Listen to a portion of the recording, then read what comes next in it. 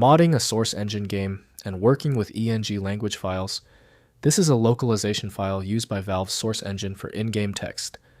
I'm Evan Brooks, Certified Support Engineer, and I'll show you how to work with these files. The fastest method is last.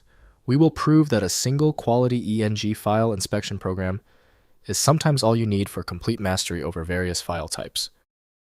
An ENG file contains localization text for games built on Valve's source engine, such as Half-Life 2 or Counter-Strike.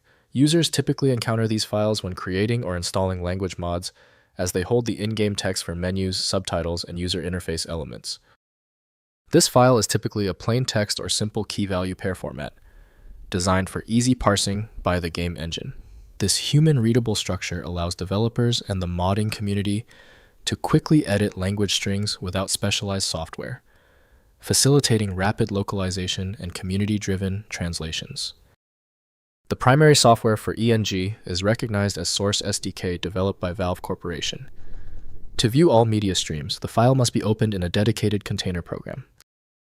Windows cannot interpret animation, shader, or resource data, so proper handling demands dedicated utilities. We are initiating the software cross-check. Right-click your ENG file and choose Open With. Test with Source SDK first. If it's missing, select another program. The solution is often non-obvious. If the ENG file is still refusing to open, it's expected. Since the primary method failed, the error is likely internal. Immediately begin these 3 essential checks to diagnose the file's integrity. First, locating language files.